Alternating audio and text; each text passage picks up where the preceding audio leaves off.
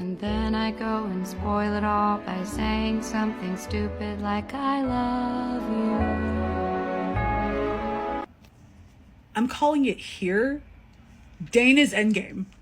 Like, I know I think I've theorized that before somewhere on this channel, like on my TikTok channel, but I believe it in my heart now. Dane is Endgame.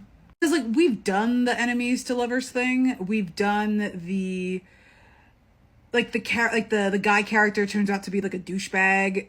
He was a friend, but he's a douchebag thing. We've never done the guy turned out to be a douchebag, but he was the enemy all along, and then we watched him get redeemed, and then he's the final love interest. We've never gotten that before, and I want it. I want it so badly. I want friends to enemies to friends to lovers. And quite frankly, I think that's the only way that the Fourth Wing is going to set itself apart from its other romantasy. So I understand the logic why everyone would be mad if Dane was Endgame, but like, why? I have thoughts. So I love Liam.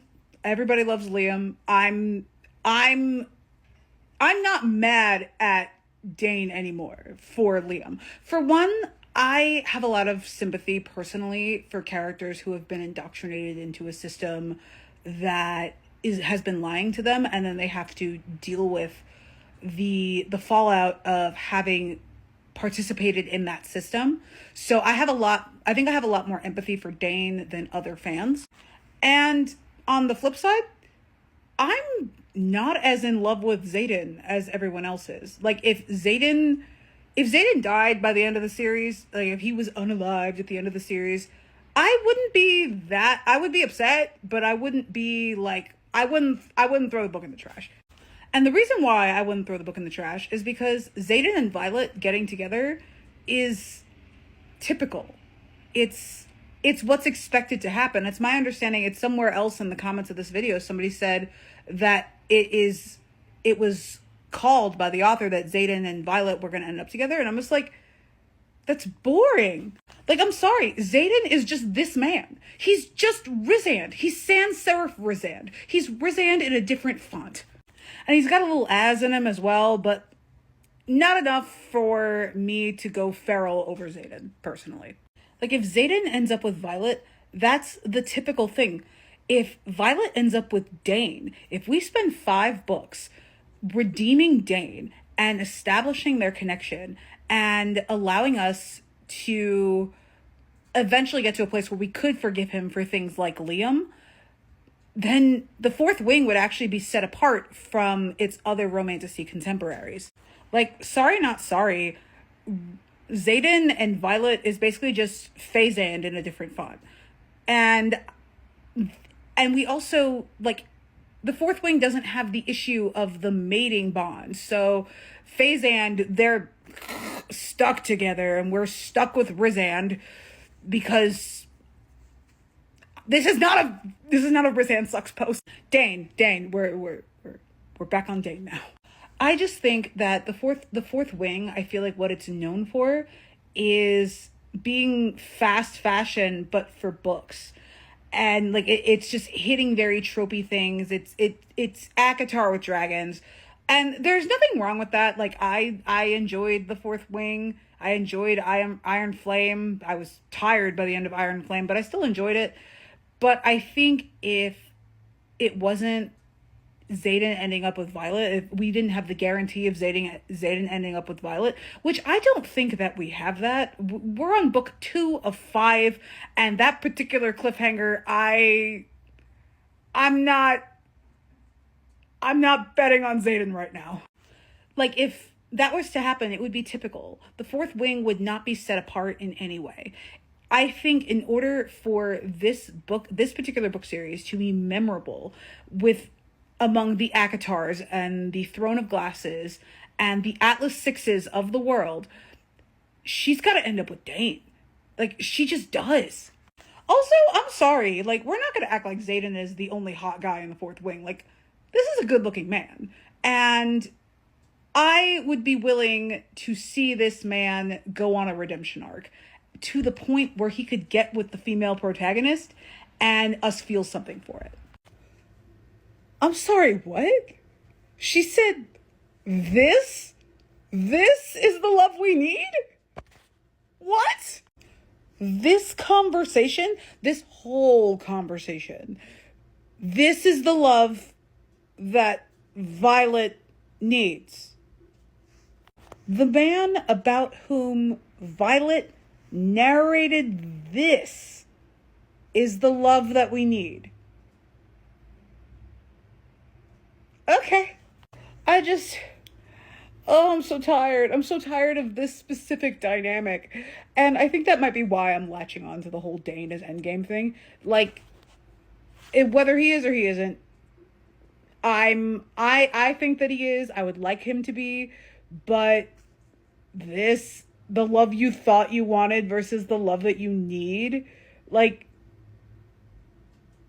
oh God, author ladies, please go to therapy, please. Like, I'm not saying that Dane is the answer here, and I'm also not saying that I don't like Violet and Xaden, because they're fine. Like, they're every freaking they're every freaking romantic couple. But I think for Violet to narrate something like this right before that cliffhanger in Iron Flame, I know what she's saying like in these interviews, but I have a really hard time with that. Like, just this paragraph alone feels like it's tipping her hand a little bit. And I'm not saying she's going to end up with Dane. I just don't think that her and Xaden are going to be the endgame couple that we think they are. I actually think they might crash and burn and she ends up with somebody else, whether it's Dane or not. It should be Dane, but whether it's Dane or not. Okay, so my thing about Xaden is that he's fine. Like, I don't like whatever, they're together, like it's whatever, it's fine. But I think my thing about Xaden is that Xaden is literally just Rhysand, but just a graduation upon the Rhysand ideas. He's Rhysand, but he's less annoying because Xaden went through the Rhysand filter to get to become Xaden. And personally, I think that's super unfair to Rhysand, because Rhysand, for as much as I talk shit about him, he is like the poster boy for the morally gray book boyfriend for a reason. He is written a certain, like, whether I agree with him being morally gray or not, he is still the poster child for that. And I feel like Xaden is kind of like, he's like the knockoff version of it. Like, Rhysand is the Gucci you find in the store, and Xaden is the knockoff that you find on the street at Chinatown. That's super unfair to Xaden, for me to say that, just because I like Xaden better than Rhysand, but it's true. As for Violet, I actually do like Violet. I feel like Violet does feel like her own thing. I don't read Violet and think Feyre, but I do read Xaden and think of Rhysand, and that's the shitty part. I'm not supposed to think of Rhysand, or like, this is ACOTAR with dragons reading a book that has nothing to do with the Fae or with mating bonds in the same way. As for Dane, I think it could really work. I think Dane and Violet already had a rapport, and they went from friends to enemies and I think they're becoming friends again, to lovers. They have more than enough time to get from the friends to lovers part again. And also, based on where Xaden is in the story, if he didn't make it, I wouldn't be surprised. And then that clears the way for Dane. It would suck for the Xaden girlies, but for those of us who like Dane a lot, actually, it's good news. No, wait, hear me out. We're supposed to feel like this about Dane in a book 1 of a 5-book series about enemies to lovers. This is what we're supposed to be feeling. Can't find any non-AI pictures of Dane Atos to save my life, so enjoy all of these pictures of Xaden and Violet that I found instead. With that disclaimer out of the way, we can commence. I'll be real, I was with you on book 1. I didn't love Dane at first. I was very like, oh, like he really is like underestimating Violet, like it in a way that didn't seem fair in book 1. And for all of my adamant belief that #Dane is Endgame, I don't mind Zayden. I think he's fine. I'm not like bleh, I love him over like any other book boyfriend or anything. I'm fine with Zayden Riorson. He's fine. He's fine. But you're right. I did have the ick with Dane at first. Also, as a sidebar, I actually do like the Fourth Wing well enough. I think that it's kind of like the shine of romanticy at this point, because I feel like these books are coming out mad fast, and I don't think they're being proofread well enough. I can't talk today. But there's never a dull moment in these books, so I'm in it for the long haul. I am invested at this point, for better or for worse. And I could have gone on hating Dane. I did not like that he betrayed her at the end of book 1. I was not here for that. But then we watch Violet settle into year 2, and even she's like, I kind of understand why Dane did what he did. It was wrong of him to handle his fear for Violet's life in the way that he did, but I also think that Dane, being a year 2, is more familiar with what is going to happen to Violet as everything goes on, like as her time in the writer's quadrant goes on. So I could see why he was so afraid for her. And then when Violet and Zayden go off to do the rebellion thing, when Dane finds out what his dad is doing, and when Dane is disabused of the notions and of the things that made him side with his father and betray Violet, and I don't even know if he did that truly understanding what he was gleaning from her. I don't think he knew everything that Violet was gonna do. I think he like touched her and was like, oh shit, this is not good. I need to protect my friend. He wasn't thinking about it like in the way that we, the audience, were, because again, we're operating with a level of meta knowledge that Dane Atos doesn't have. And I gotta be consistent. If this man is capable of redemption because he was not operating with the level of knowledge that everybody else was, therefore he did a lot of dumb and terrible things, if we are willing to say that he deserves redemption, that means Dane Atos does too. And the moment that Dane is like, oh shit, I'm not supporting this shit anymore, Violet, I'm coming with you, I'm with you to the end, at that point, Dane is likable again. And it was very easy for me to forgive him personally. And I wouldn't be surprised by the end of the third book. I pre-ordered it, but I forgot what it's called. Onyx Storm or something. By the end of book 3, I think we'll feel even more positively towards Dane, especially considering where Zayden is in the storyline. And I'll also say, again, some of the things that Zayden says to Violet, they really rub me the wrong way. It's very, it gives a level of ickiness where I'm like, if he continues the trajectory that he had in Iron Flame in Onyx Storm, I'm gonna have to not ship these anymore. And yeah, no, I don't I think if he maintains the character trajectory that he's on now, I'm not here for it.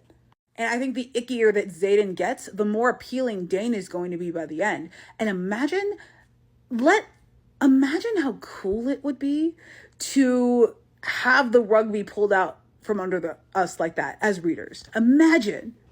These books could genuinely shock us. We went into the Fourth Wing being like, oh, Violet and Zayden are going to end up together and fuck this dude Dane. Over the course of 5 books is more than enough time to endear us to Dane Atos. And that's why I think that #Dane is Endgame. Okay, y'all, I feel like we need to have a conversation about what a love triangle is, because it wouldn't be the Zayden, Violet, Dane dynamic. That's not a love triangle. So there's actually 3 different kinds of love triangles that can be found in media as a whole, and they all have different elements that make them interesting. I lied. According to TV Tropes, there's 4.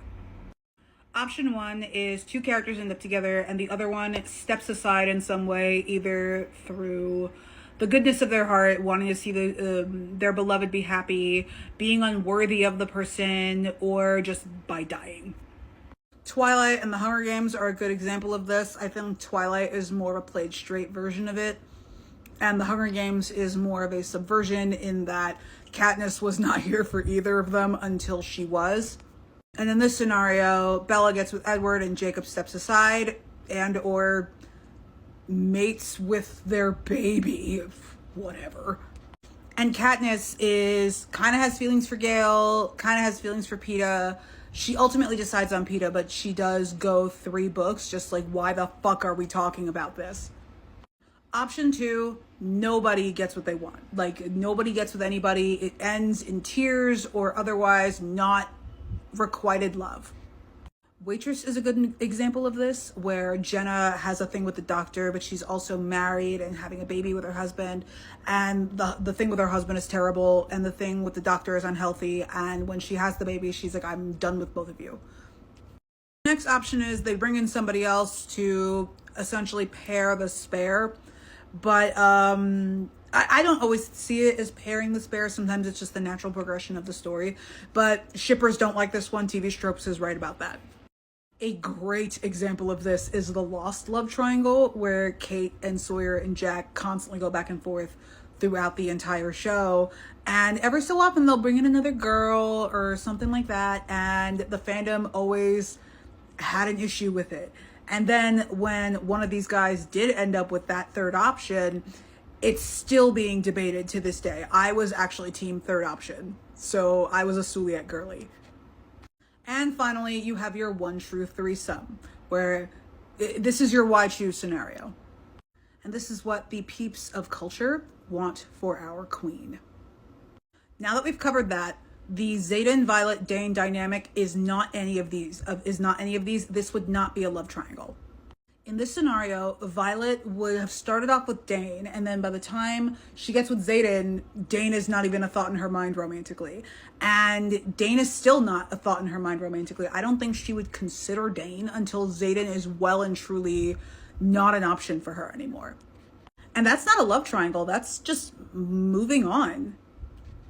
I don't know. I feel like she said, like, from what I've heard, like, Rebecca Yarros just says things like, oh, like, I don't like love triangles, or this is like the Endgame ship or whatever. But we're on book almost 3 of 5. Why are you saying things like that? Why are you spoiling the ending of your book? It doesn't make sense to me personally.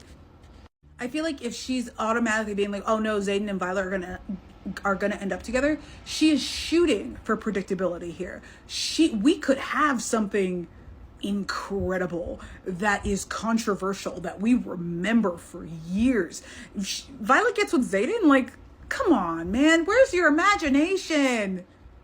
Okay, so full disclosure, I'm not actually I'm not a fan of Rebecca Yarros's entire I want to say discography, but bibliography. I'm not a fan of her entire bibliography. Wow, I can't talk today. But I will say, reading this comment, it only strengthens my Dane is Endgame resolve. I know, like, I hold some unpopular book talk opinions, but I feel like this might be my most unpopular, and I say that as a Rhysand hater. I have never been so convinced that a character is going to end up with another character, and I might be exaggerating there because I'm also an Elriel girly, but it makes sense. It rhymes. The Violet Dane of it all, like, it makes sense. And I think if Rebecca Yarros is an author that is known for shocking her audience and doing things that not everyone is going to be a fan of, I do think that if she writes the story that will turn the most heads and shock the most people and make her series, which is honestly known for being an embodiment of the worst parts of publishing, Violet ending up with Dane would kind of erase those issues. Well, it wouldn't embrace those issues, but I feel like a lot of people, they'll come into reading the Empyrean book series not thinking as critically about it, which is what Rebecca Yarros wants. It's not what we, the audience, want, but it's what she wants. It's kind of like if J.K. Rowling had decided not to talk politics and to really buckle down, and instead of writing like strangely transphobic and boring stories, she had sat down and written like the Marauders trilogy that the fandom had been screaming for all of these years, we would not be talking about her politics. Like, the the fandom spaces, we are as politically engaged as we can be, but I do think that there is some level of distraction that fandom causes. And I feel like if she had dropped that Marauder series, we would not talk about her politics. We would have a harder time caring about her politics because her work would eclipse that. So I wouldn't necessarily call them Xaden icks, but I would say that there are things about this man that give me pause. Like, they're not red flags, they're yellow flags. I'm also filming these a little bit differently today. I am spending some time with Liam. Yep. Hi, sir. Are you being helped? Either way, apparently it does help when you talk to the bunny and the bunny doesn't really understand what you're saying. So I'm talking to Liam about my Xaden icks. So I think the thing about Xaden that kind of gives me pause is that he was presented immediately as like the quintessential book boyfriend. Like he has Rhysand energy, like in a bad way. Like there's just something about Xaden that reminds me of Rhysand, and it's because he's discount Rhysand. Like if Rhysand is, like I've said this before, Rhysand is the Michael Kors purse that you get at the mall or you get at the outlet store. Xaden is the knockoff you get on the street at Chinatown. So the Xaden icks are kind of Rhysand icks, but like they're not as bad just because Xaden doesn't have the drawback of being 500 years old to Violet's 19. And when Xaden's like bullshit behavior is being recontextualized, the leap that he has to take morally isn't quite as wide as the one that Rhysand has to take. Like in order for a court of mist and fury to work, you have to subscribe to Rhysand's logic to everything that he did under the mountain, and you have to be able to excuse everything he did under the mountain. And while I don't think necessarily that I don't hold what Rhysand did under the mountain in the first ACOTAR book against him, I do have a problem when they're trying to justify it rather than just recontextualize it. And Xaden is a similar issue. It's kind of like once it comes out that he's leading a revolution, it's almost like him hiding all this stuff from Violet. Not that Violet needed to know all that stuff, because again, he's leading a revolution. Like I was able to subscribe to the idea that Xaden didn't necessarily do anything wrong hiding things from Violet. Where he does go wrong is dismissing her feelings about it. Like even if she is like a little bit out of line for thinking that he is going to reveal everything about his movement and about what he needs to do and his place in the world, like immediately. At the same time, though, her feelings are valid. She does have a right to be upset, so he shouldn't treat her like she doesn't have a right to be upset. And that was something that kept going on in Iron Flame, where Violet would be like, this is making me mad and it makes me not want to be with you. And he's making it seem like she's just bullshitting and like she doesn't know what she wants. But no, like she wants a dude who isn't going to lie to her. And if he can't be that guy who isn't going to lie to her, they should break up. Also, I'm sorry, there was that scene that when he reveals that, like, not that he's a mind reader, but that, like, he's a... there's a word for it that I can't quite pronounce. But basically, like, he can read intentions, and at that point, Violet starts to panic. And she's like, oh my god, like, how much of this is real? And that's a valid question for her, because if he is hiding that kind of mind-reading, like, intention-revealing, like, I can't talk today, intention-influencing ability, she has the right to question whether if what either of them are feeling are real. And then she's starting to panic a little bit, and he doesn't try to calm her down or anything. He's just kind of like, oh, it just took less than a minute for you to fall out of love with me.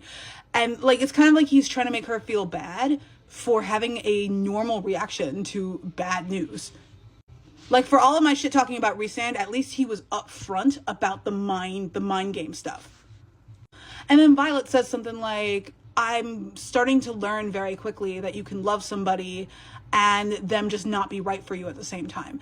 And I just don't think that any author is going to write a line like that coming from their female main character about their endgame ship. As soon as I read that, I was like, oh no, like, we're done with Xaden. We are done with him.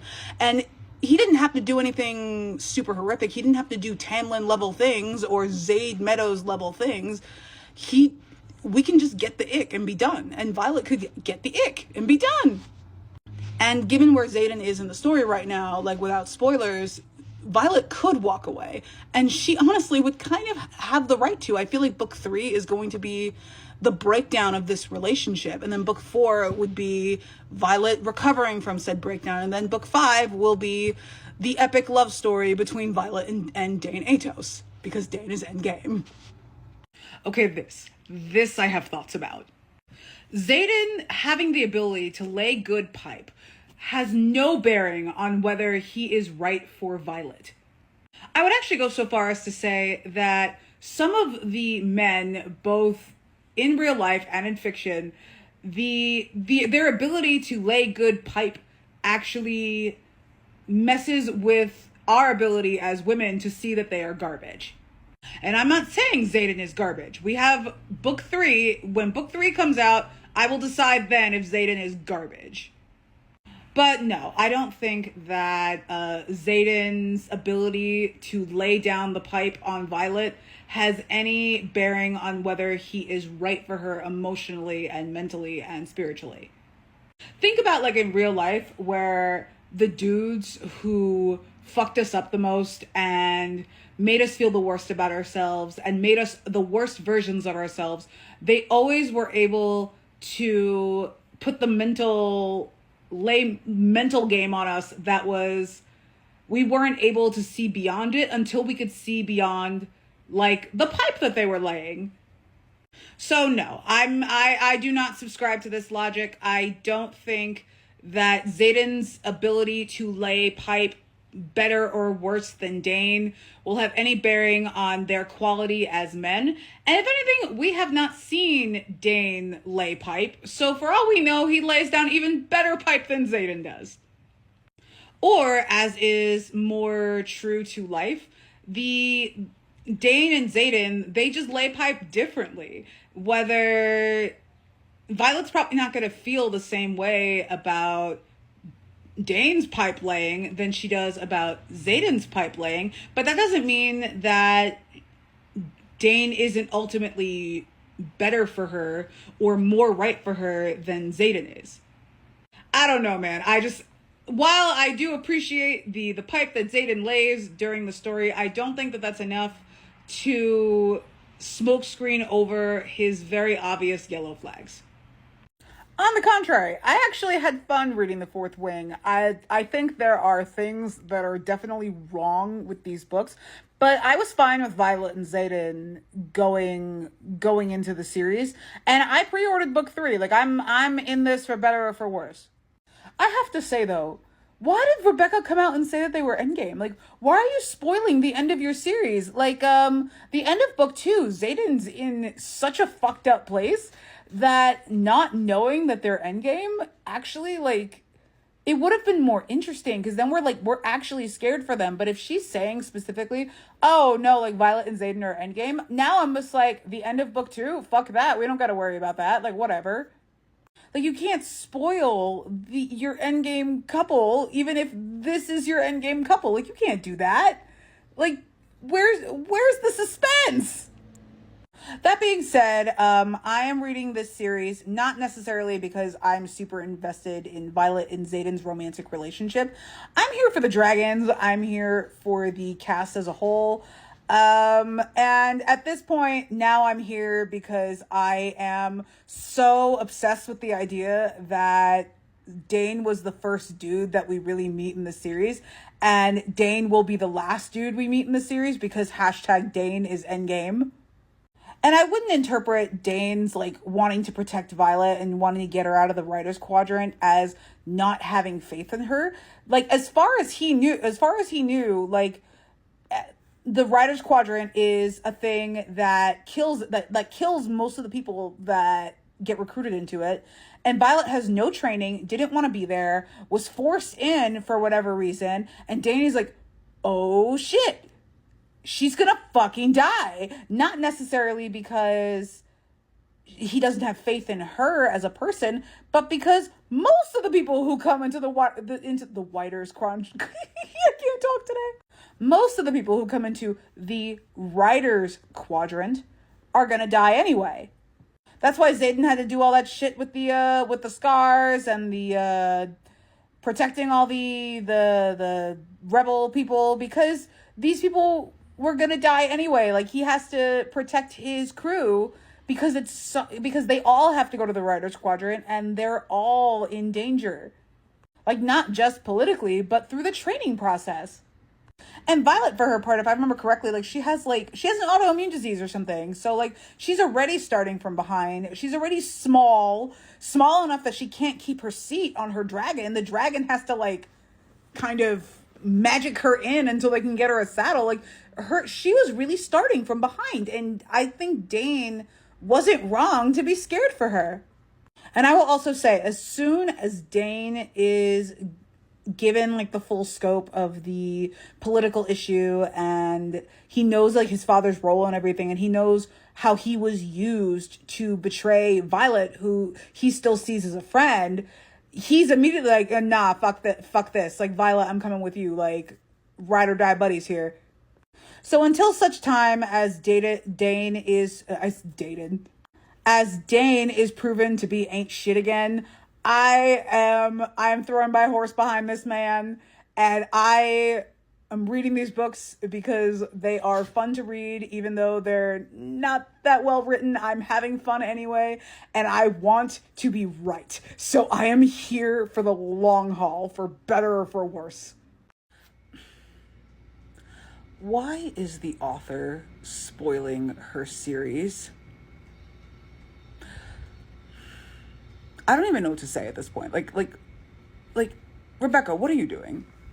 See, this is why I feel like the Fourth Wing is kind of, like, it definitely is, like, the Shein or, like, the Temu of romantasy at this point. Like, I feel like, who does that? Like, why are you spoiling your series?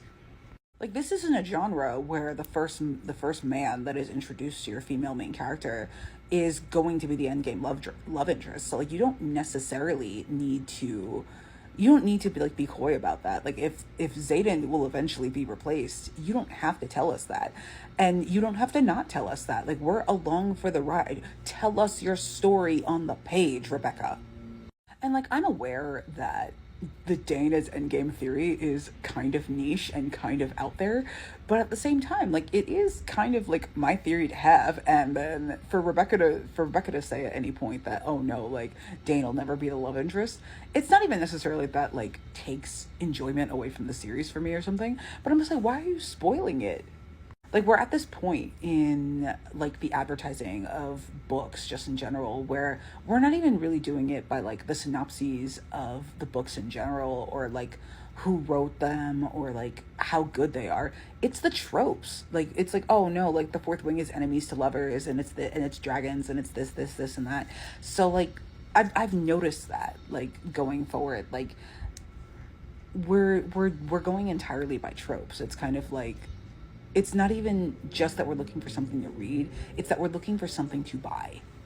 And the Fourth Wing is just kind of like the embodiment of that, where it's like these books get churned out fast, like fast fashion clothes, and they don't necessarily have a super long shelf life, and they have an even shorter shelf life because the author is spoiling the series in interviews. Like, I'm not worried now about Zayden at the end of book 2, because according to this interview that Rebecca Yarros gave, it, like, he and Violet are endgame. Why am I worried about him? And, like, I know this isn't, like, a real ship war. Like, I know Dane is a really out there choice for, like, Violet's endgame person. It just makes the most sense to me, because this is supposed to be, like, an enemies to lovers, and what is more enemies to lovers than friends to enemies to friends to lovers? Like, you can't present to me Rhysand in a different font and then tell me that this is going to be the endgame guy, because that's just ACOTAR with dragons, and that's annoying. But then you present to me this man who has done something that the fandom and that Violet deems unforgivable. And then in the second book, you have us redeeming this man. Like, I know that he did a couple of things wrong, but I'm not nearly as mad at him as other people are. And as of the second book, I'm not mad at him at all. Like he's cool people. Like, that is the ultimate enemies to lovers story. Like, Xaden is just enemies to lovers aesthetic. Dane is, he truly did something unforgivable, and Violet will then have to come to terms with forgiving him, and I think that is the beauty of Dane as Endgame. And I could have lived in my delusion for a little bit longer, but apparently Rebecca is giving interviews, spoiling the end of her series, and making it so I'm I have like book 3, like I'll read it, like it is what it is, but like I'm not really invested anymore. Like, why? Like, these books are gonna come out like once every 10 months, and they're gonna like be publishing messes, and like I feel like these books just need a little bit more time in the chamber. They need a little more time to cook, and they're not going to get that because they are the Shein of books, and this is where we find ourselves, and we are in the end stages of capitalism, and everything is terrible. Have a good day. I finally get to respond to this comment because I have a very close friend of mine, one of my best friends. She hadn't started the Fourth Wing, and she just finished Iron Flame. So even though like she doesn't really watch my stuff, I didn't want to be one of the TikToks that spoiled her, especially for that ending of Iron Flame. So now that she has finished, I feel safe enough to respond to this comment. And I shall double down on my opinion. Dane is fucking Endgame. And I say Dane is Endgame not even necessarily because I like him better than Xaden, or I think he's hotter than Xaden, or anything like that. My reasoning is twofold. One, I think it would be really, really funny. I think it would be something where we all went 5 books like Xaden and Violet, Xaden and Violet. Nope, she ends up with Dane. That would be the funniest thing in the world. And I really want to see one of these YA books genuinely shock us, and like not even just shock me personally, just shock the audience and be like, oh shit, like this was the real enemies to lovers the whole time. Like, absolutely, let me see that happen. But also there is like this other side of the argument where I'm just like, Xaden doesn't really seem like all he's cracked up to be. Like, there's definitely like yellow flags about that man that I'm just like, I don't know about you, man. And Violet has even said some things like, I'm beginning to understand that even though I love someone, it doesn't mean that I can be with them. And like, just because like I want the relationship to work doesn't mean that it can work. Like, that's not stuff you say about your endgame love interest. And I do agree with you. There are parts of what Dane did in book 1 that are pretty shitty. But then when you get to book 2, you're like, oh, he still was wrong to handle the situation the way that he did. But also, like, he wasn't wrong really for his reasoning. Like, of course he's like underestimating Violet, and that's not fair. But he's also understanding that he's coming into year 2 of the writer's quadrant and all of that, and he's understanding that there is a much bigger game to be played than what Violet is playing in year 1. So he's like, I need to get you out of this fucking situation. He in doing that really underestimated Violet and what she could do, and for that he was wrong. But in reality, like, he was coming from a good place. I would also argue that while him touching Violet and like getting her memories and like his part in the death of Liam and all that stuff at the end of the first book, that part was fucked up. But I also think that Dane is coming from a place of, he has been indoctrinated into this world. His father is a figure in this world, as is Violet's mother, and he has been taught a certain way, and he is operating based on what he knows.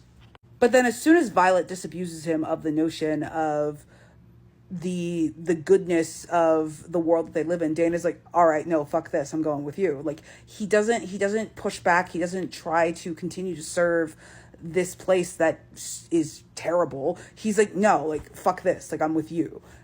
And then from there, Iron Flame goes out of its way to establish to us that Dane was never a bad guy. He was just misinformed. And considering that a huge theme of the Fourth Wing is like misinformation and how we handle misinformation and how we deal with, you know, the truth and how we disseminate it to our friends and all of that stuff, like, Dane having trouble with that doesn't bother me. And as much as like the whole thing with Liam is fucked up, I also think that Dane didn't physically kill him, and Dane clearly feels bad for like what his part and everything, and it has been working to redeem himself. So I honestly do think we have a good barometer for forgiving him at this point. And if at the end of book 5 she ends up with Dane, it would be a very long journey to get there, but it would still be a journey that we took to get there. And also I think it would be really funny. So, you know, Dane might have been right the whole fucking time. I agree with you.